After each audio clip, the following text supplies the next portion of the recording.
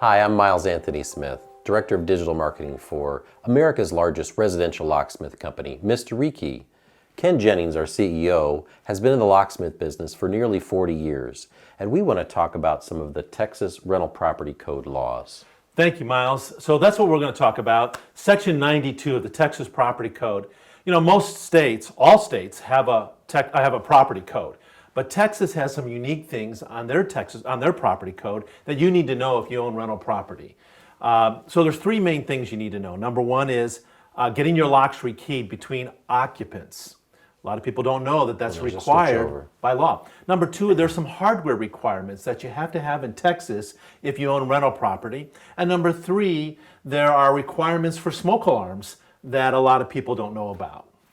So let's talk about rekeying. Why do you need to do it? How long do you have to comply with that law? Those are great questions. So rekeying, if you don't know what it is, rekeying is the process of taking the locks off your door, taking the parts out that correspond to the key that works it now, choosing a new key at random, putting in new parts, putting the lock back together, and putting it on the door. The end result is the old keys no longer work and just the new keys. You have 7 days to do that from the date the tenant moves in to comply. Now, a lot of property managers, property owners do that prior to the tenant moving in, but if you're not able to, you do have 7 days to comply. Now, if your locks are not the keyed type, the physical type, you still have to change the combination of the lock or change the card. Either way, you've got to rekey the locks between turnover. Absolutely. So let's talk about hardware, Ken. You know, we've got handles, knobs, locks, and the viewer. Right. What do So you need I to do? brought this sample or this display to help make the point. So here's what you need to know if you have rental property. You're required on every door to have a keyed lock. Whether it's a keyed deadbolt or a keyed knob, doesn't matter. But on one of the doors, and that's the door that the tenant usually goes and comes into the property, they have to have a keyed deadbolt on that door. Now, personally, our company recommends a keyed deadbolt on every door with a passage knob. But to comply, just one of the locks has to be keyed, and you have to have at least one deadbolt for them to come and go. The second thing that's required that a lot of people aren't aware of is this other deadbolt. This is called the one-sided deadbolt, or some people call it a keyless deadbolt. And the reason they call it that is because there's nothing on the outside, there's no key, but there is a thumb turn on the inside, hence the name one-sided deadbolt. And that's required so that the tenant can have security in the property regardless who has a key outside, like a maintenance man or the owner. They just can't barge in on the tenant. And so that was a law passed in Texas in 1995, by the way. So if you don't have that, second thing you need. The third thing is every door has to have a door viewer. Now, if you don't have a door viewer, I, of course, obviously recommend it, but it has to be on every door, including the door going from the house into the garage, or even a back door. Doesn't seem practical, but it is. The door viewer in the garage door, or the door from the house to the garage, if somebody was to get into your garage and bang on your door, let's say you left your door open, you could still view who's outside your door. Now, if you don't have a door viewer, or if there are some other requirements, if you don't have a door viewer but you have glass in the door, like a one-way mirror or glass, that does meet their needs of the Texas Property Code. On the one-sided deadbolt, if you're not able to do that for whatever reason, there are two other alternatives, substitutions. Thank you. One is the ring bolt system. The second is a bar across the door. Now, I recommend the keyless deadbolt. And the reason is, as you can see from this display, you do see it here. It matches the hardware. You don't see it from the outside. Whereas a ring bolt can ding up the door and so forth, I just recommend the keyless. But whatever you do, you got to comply. So that's option number two. What are some substitutions that aren't valid? Well, a lot of times people will try to go to Home Depot or Lowe's and they'll buy these little flip locks or a chain lock, and they think, well, now I've met the need for a keyless lock, and that's not it. It has to be one of those three things that we mentioned, and they're specific to the Texas Property Code. So I recommend you look it up, but it's got to be the keyless deadbolt or a ring bolt or a bar. That's all that is accepted by the Texas Property Code. Let's talk about windows and like sliding glass doors. Yeah, good point. How do you comply with what the Those are things commonly missed by people.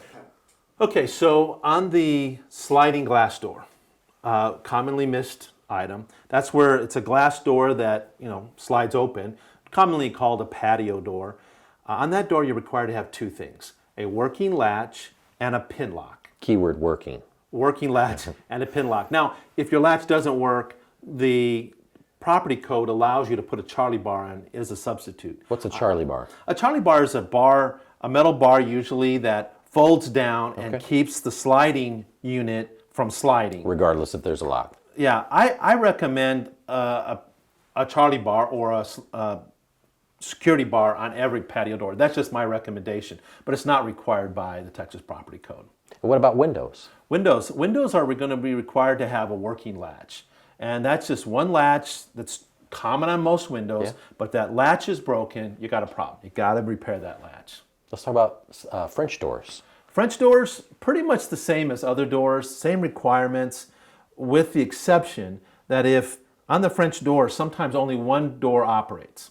But if it's a unit where both doors operate, that door that's the sometimes stationary door also have to have a top and bottom bolt. And you can find the requirements in the Texas Property Code, but it has to have those also. That would be a difference. And how long do they have to comply with windows and doors and these types of regulations? Yeah, they've got roughly 7 days. Well, actually, not roughly. You have exactly 7 days. So, a lot of people do it before the tenants move in, but if you're not able to accomplish it before the tenants move in, you do have a grace period of 7 days from the date the tenant moves in to get it done.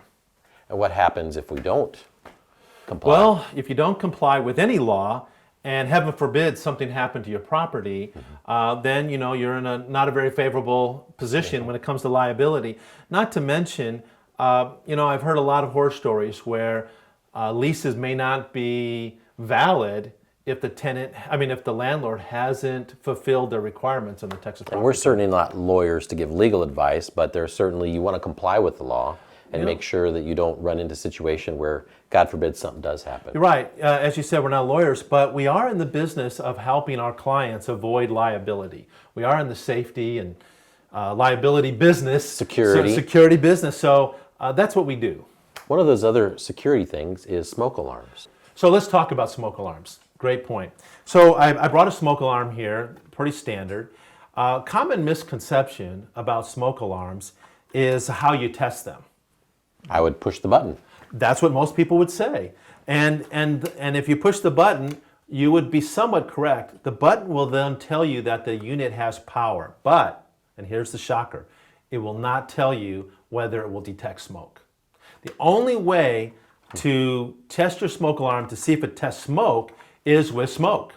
Because there are two systems in a smoke alarm. There's electrical, and then there's its ability to detect smoke. So we recommend a smoke spray like this that you could use to check your smoke alarms.